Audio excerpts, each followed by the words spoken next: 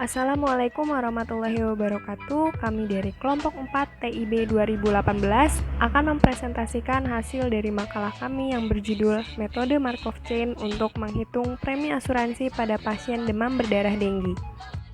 Yang melatar belakangi penelitian ini bermula dari penyakit DBD yang merupakan salah satu penyakit menular yang menyebabkan kematian dalam waktu singkat dan sering menimbulkan wabah pada suatu wilayah di Indonesia. Oleh karenanya, pasien penderita penyakit DBD diperlukan untuk menghitung premi asuransi sebagai pengalihan dari berbagai resiko yang mungkin terjadi. Berdasarkan latar belakang tersebut, maka rumusan masalahnya yaitu tujuan penelitiannya yaitu Ada pemecahan masalah atau flowchart. Tahap pertama yaitu studi literatur. Selanjutnya kita menentukan rumusan masalah dan tujuan masalah. Dan selanjutnya kita menentukan metode penyelesaian, pengumpulan data, pengolahan data menggunakan metode Markov Chain. Selanjutnya itu kita analisis apakah datanya sudah optimal atau belum. Setelah itu kita menarik kesimpulan dari hasil perhitungan tersebut. Kemudian bab 4 pengumpulan dan pengolahan data. Pengumpulan data yang dilakukan oleh kelompok kami adalah dengan mengambil data sekunder dari jurnal acuan yang tidak kami modifikasi sama sekali, tetapi perbedaan signifikan dari jurnal acuan kami adalah dari segi perhitungannya. Jurnal acuan kami menghitung premi pada penderita penyakit DBD, sedangkan kami menghitung persentase jangka panjang pada penderita penyakit DBD. Nah, data yang kami ambil dari jurnal acuan kami adalah berupa matriks probabilitas transisi. Kemudian kami olah dengan mengubah matriks probabilitas transisi tersebut menjadi persamaan linear seperti yang tertera pada slide. Kemudian, angka-angka yang terdapat pada matriks dimasukkan ke dalam persamaan tersebut. Kemudian kalkulasikan masing-masing variabel yang memiliki variabel yang sama. Misal di sini ada Pi0 sama dengan 0,0769 Pi0 sampai 0,222 Pi4.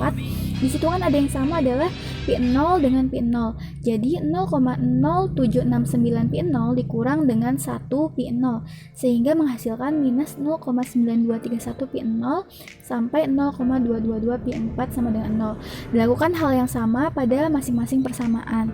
Nah, setelah didapat hasil persamaan tersebut, kami membulatkan persamaan tersebut agar lebih mudah dilakukan perhitungan. Kemudian dimasukkan ke dalam tabel Excel agar kita mempermudah perhitungan inverse-nya.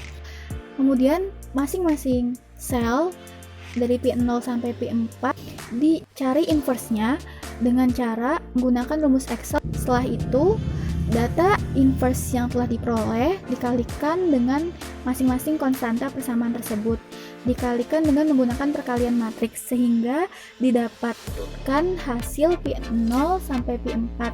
Selanjutnya adalah analisa dan pembahasan.